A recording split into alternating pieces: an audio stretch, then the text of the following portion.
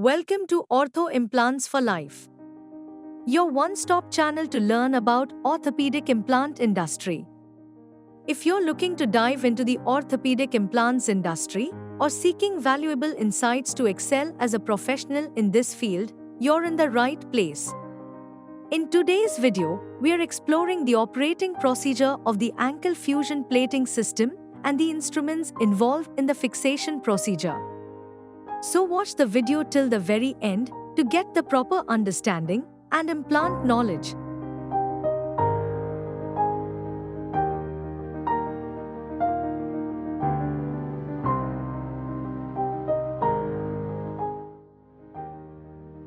This sort starts with the cleaning of the joint surface for the ankle fusion before starting the procedure.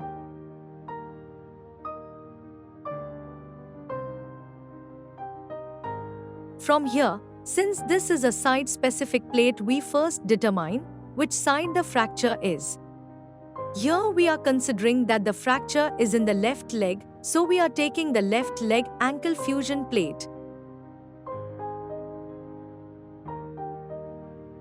Next, we fix the plate on the surface of the bone using a K-wire.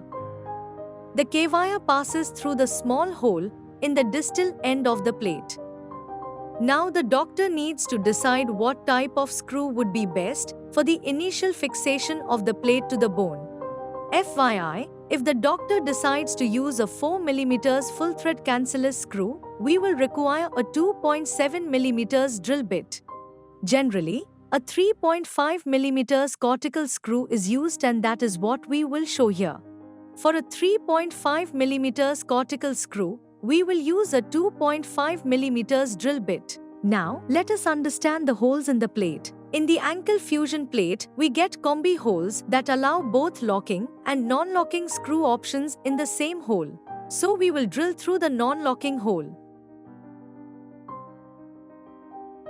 Once the drilling is done, we will use a depth gauge to measure the depth of the drilling.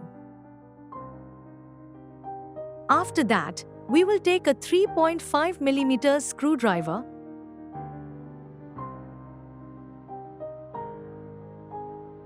and a 3.5 mm cortical screw and fix it.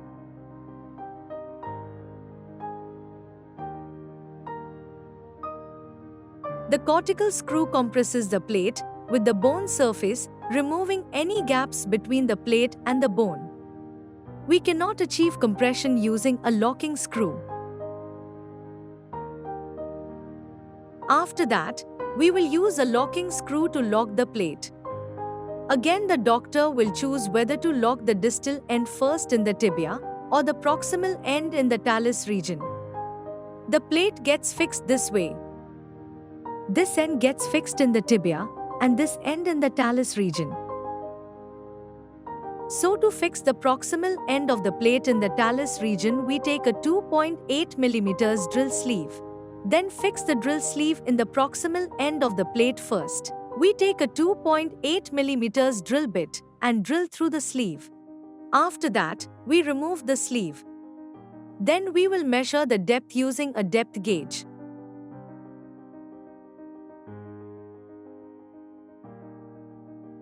And we take a 3.5 mm screwdriver and use to fix a 3.5 mm locking cancellous screw of the measured length in the talus region, as the talus region has cancellous bone. We repeat the same process for the other hole. We attach a 2.8 mm drill sleeve. We take a 2.8 mm drill bit and drill through the sleeve. After that, we remove the sleeve. Then we will measure the depth using a depth gauge.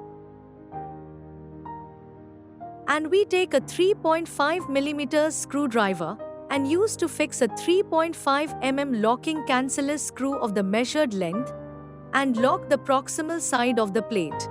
Next, we will move to the distal side of the plate. This is to be locked to the tibia. We already fixed a cortical screw in this region before to add compression. Locking cortical screws are used for cortical bones only. The process is same. We attach a 2.8 mm drill sleeve.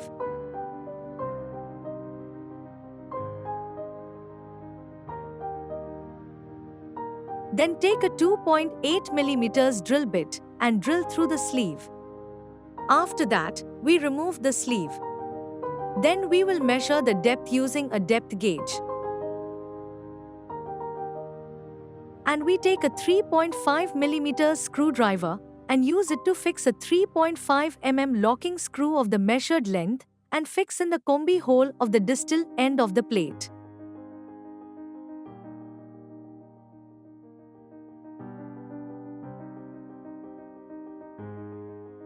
That's all for today. If you have enjoyed the video, like it, share it, and if you are new to our channel, subscribe it. Hit the bell icon to get notifications for all our upcoming videos. Join us to excel in this orthopedic implant industry and to know more about the job and career growth which is available in this industry. Thank you. See you again next week.